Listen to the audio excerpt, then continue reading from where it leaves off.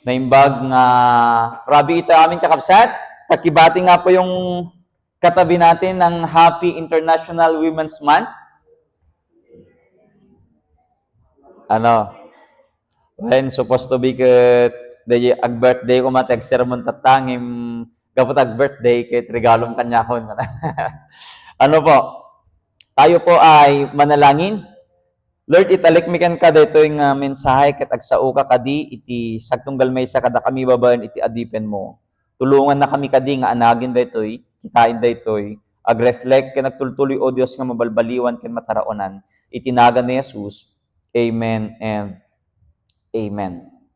Napadasan yun kakabsat iti napili.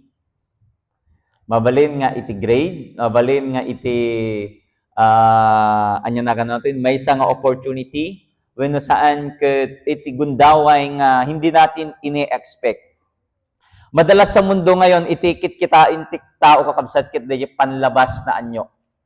Nonya iti tsuram, anya ti estado ti biyag mo, anya iti kasasaad mo, kasano ka nga katayag, kasano ka kayaman, kasano ka sikat. No daddo makit DJ idolo. Last time magtutungtong kami da Kuya Edmar regarding ijayan ti presidente. Hayawin nohan kit dagiti senador. Sometimes ti kitain tayo nga agbalin nga leader, DJ ampam mo tayo, DJ sikat. DJ idol, DJ makikita tayo. Iso ako nakit kitain nyo ni Cardong Dalisay ay ni Cardo kay Mayor ti Maynilan. Sinuktan na ni ko. Isko, hindi po. Uray ti pagpili iti leader. Paghusga tayo iti sabali, nakabase ti GNT pagtingin iti panlabas na tao. Ngunit ano nga ba ang paraan ng Diyos? Iti 1 Samuel, makita tayo, no kasano nga inpakita iti Diyos iti panagpili na, iti anak na. Wenno iti agbalin nga leader, specifically iti king iti Israel. Iti umuna nga ari iti Israel kit ni Saul. So, idi haanda pa nga idi naggapo da di Egypt, mapan iji Kanaan, iti nangidaulo kadakwada ni Moses kini Joshua, tapos haan pa nga nation agad-agad. Ano po, pinangunahan sila ng mga hukom. Tapos idi kunadan, kahit mamitagbalin nga nasyon nga dakuma iti maysa nga ari ni. Then napili ni Saul nga first ari iti Israel, iti undivided kingdom. Then after ni Saul, adda iti nagbasulan nahan nga naiayon ni Yahweh kenkwana ket inikat ni Yahweh iti kardingan nga panagbalin nga ari ken Saul ket nagpili iti sabali nga ari. Iti si maruno nga ari iti Israel is King David. Ngin nagpintas ni kitain tayo bago pa maging David si David. Alam na natin yung kwento niya na si David at Goliath. Ano pa, prior pa doon sa David at Goliath, meron itong kwento kung paano siya pinili ng Diyos bilang hari kahit nung siya ay bata pa. Sinabi ng Diyos kay Samuel, mapankad di Bethlehem, kitain di pinilik di jay, ket pahiram iti langis. Iti langis idi kakabsat, ket mangipakita iti anointing. Puti nagte-take note si Kea sa kasipiya doon, no? Magsulat lang kayo para ma-take note nyo, ano? Maganda yung pag-take note nila eh. So, makita iti pinilik kadagiti pamilya ni Jesse. So, makita kakabsat nga the first part doon sa text natin, malungkot dito ni Samuel, siya yung propeta noon. Apay nga ta. Kasi haanin nga ni Saul iti pinili. Pero mga kapatid, tandaan natin ang tatlong bagay mula sa ating text. 1 Samuel 16. May plano ang Diyos sa gitna ng ating pagdadalamhati.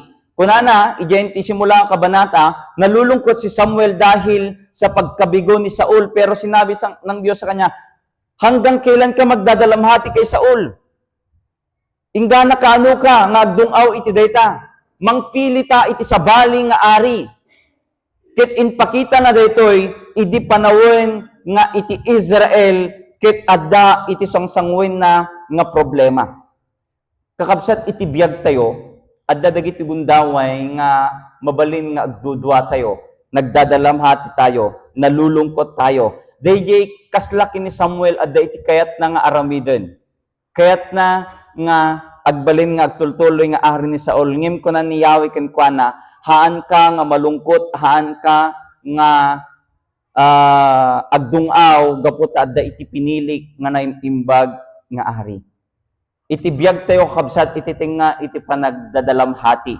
Iti tinga dayahan tayo nga amok kasano nga ta. Gapo it kaditi circumstances, ipalagip na kada tayo kabsat, nga adda iti naimbag ken napinpintas nga plano ti Dios kada tayo.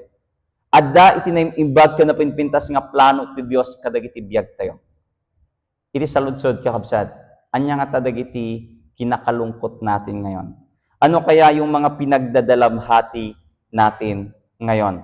Second, ano po, sa gitna ng ating pagdadalamhati, may plano ang Diyos. Second, hindi panlabas ang tinitignan ng Diyos, kundi yung nasa loob. Idi makita ni Samuel de panganay ni Jesse iso titatang ni David. Ano po? Idi makita na iso dayto ni Eliab, ket kunana dayto yen di pinili ni Yahweh. Siguro iso na iti sumarunong agbalin nga ari apay. Napintas iti panagtaktakder na, nataraki, makisig. Iso na iti pinili. Ngem sinagot iso na ni Apo Dios, kunan ni Apo Dios kini Samuel, huwag mong tignan ang kanyang anyo at taas ng kanyang katawan. No iti basehan ko ma iti panagpili iti Dios ket kinatayag kada kinatakneng delikado ni Kuya Biboy. Delikado kami, di ba? Lukas J. ko ma iti basehan na. Huwag kang tumingin sa panlabas na anyo dahil ang Panginoon ay tumitingin sa puso. Nagpatig dito nga ahadal kakabsat, ititing nga iti mundo nga napno iti judgment based on the physical appearance, ipalagip na kada tayo, that never judge a person iti outside nga appearance na. Iti panlabas nga anyo na, no diket kita anya iti laman iti puso na. Kadagiti bibiyag tayo kakabsat, kasano tayo nga kitain iti sabali. Agasim dahi patig iti rol, iti agbalin nga ari, no dadumakit kas jelaeng physical, and even yung pagpili natin ng leaders. Sapay la kumatahan nga nakabase lang edukon ko namin kada kayo admart iti pang physical, iti idolo, iti basta makita tayo laeng mayat. Ayan, no diket kitain tayo, anya iti ununod iti puso ken iti biyag na. Kasano iso na nga agbibiyag, kas may isa nga asawa, kas may isa nga tatang, kas may isa nga community, nga membro iti community. Kasano iso na nga agbibiyag. Ano po, adda kadi iti integridad na, adda nga ta iti napintas, ken kang runaan na adda nga ta iti panagbuting na iti Dios. Iti panagpili ti leader kakabsat. Asidigin ti 2028 kit adda ti nag-declare nga ag-presidente. Haya, kanalakit ag-president. Pero kitain tayo yung background, na kitain tayo iti pagkakata. Adda nga ta iti panagpamati, adda nga ta iti napintas nga masakbayan, no dahito iti pilyin tayo. Kitain tayo iti credibility, iti maysa nga tao. At huwag nating tignan kung ano lang yung sinasabi ng physical. At siguro hindi lang physical, kundi ure di mangmangig tayo laing nga chismis. When mangmangig tayo iti social media, when makikita tayo iti social media, no dikit kitain tayo iti anyaba, iti kayat, iti apo, kada tayo. Kaya napakahalaga pa rin yung pag-consult sa atin. Gaputan ng example ni Samuel, kung pinili niya na yung panganay dahil yun yung napitipuhan niya, yun yung ginusto niya, at hindi siya nag-consult sa Panginoon, maaaring nagkamali siya. Pero napakapatig DJ, adda iti discernment ken adda iti involvement ni Apo Dios iti decision tayo. Third, iti panangpili ti Dios ket madalas sa hindi natin inaasahan. Tignan po natin, 7 iti anak ni Jesse. Lahat sila kinitanan, dimmalan. Kung bagakit kinita na, adda ba dito yung apay nga mayat-met dagito nga lalaki. Actually, yung mga kapatid ni Jesse, mga sundalo.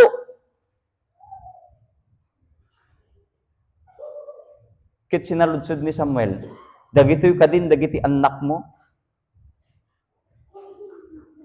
Kit ko na ni Jesse, makita yung kakabsat, tinanong niya, ano po, at dapat ti anak ko ngagpaspastor. Noong sinabi ni Samuel, tawagin mo lahat ng anak mo, anya ti inubra ni Papang na, never pa nga in-expect ni Papang na. Bakit? Nung napatig ko maday bunso, di sana insali na. Kung baga, uray ni tatang na, hindi na nakita nga day bunso, nakit possible nga igbalin nga ari. Uray dagiti kakabsat na, handamit nga nang ibaga, uy, awang kayo dito bunso tayo.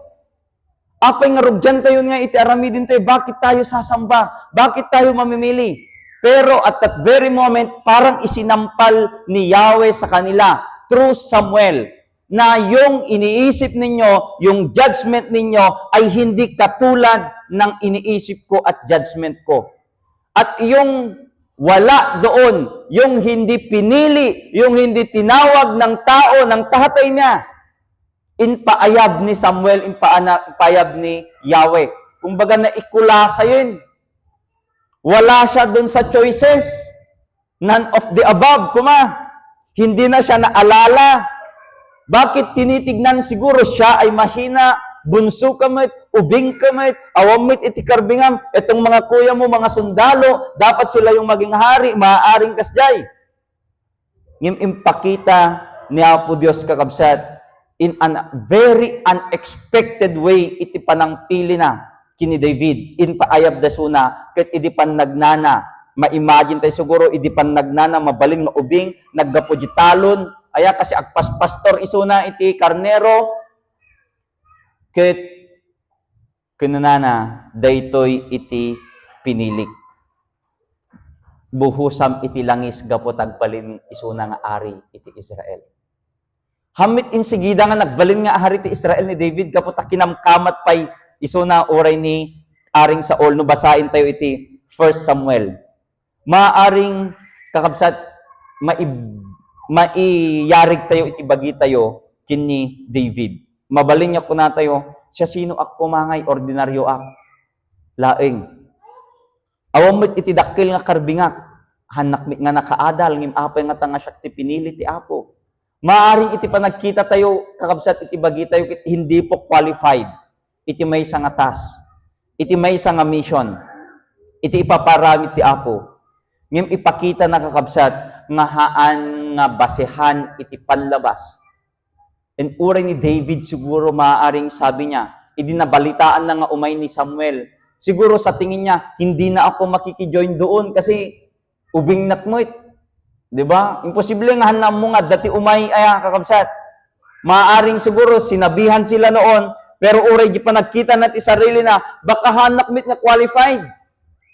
Baka uray siya kitahaan nga mabalin nga ani.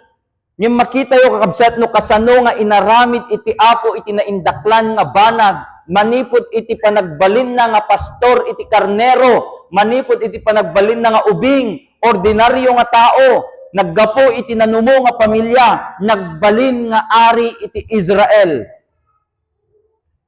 Saan lang nga nagbalin nga ari iti Israel? Natanok nga ari iti Israel, kit inimbagada the men after God's own heart.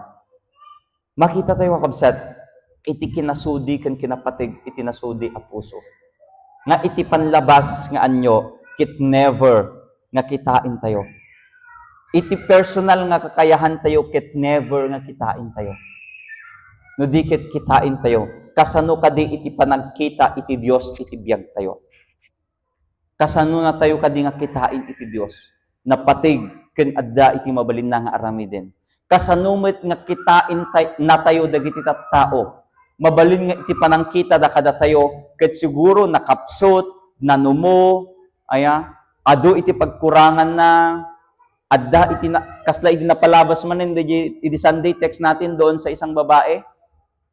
Adda iti saan nga napintas nga istorya na, but iti kitain ni Apo da puso tayo. Ket no kinita ti Apo ti puso tayo, agtalik isuna kada tayo. Agtalik isuna nga adda iti mabalinan tayo nga maaramid, no lakit ti agsubmit tayo ken kuana. Imagine a shepherd, pastor a karnero, pastor iti karnero nga nagbalin nga ari natanok nga ari iti Israel ket ijay iti naggapuan iti descendants ni Jesus ket amin nga pamilya na descendants na nagbalin nga ari iti Israel kadagiti bibiyag tayo kakabsat mabalin nga kitain tayo dagiti bagbagi tayo nga nakapsot but mind you this evening iti istorya ni David God can do miracles and extraordinary iti biyag tayo. No lakit ti agtalik tayo ket bayan tayo nga ni Apo Dios iti agtignay kadagiti puso ken kadagiti bibiyag tayo. Ket makita tayo iti naidumduma saan tayo mabalin nga maawatan siguro tatta yung mabalin nga ipakita iti Dios iti naindaklan nga aramid na kadagiti bibiyag tayo. Itinagan ni Jesus. Amen and amen.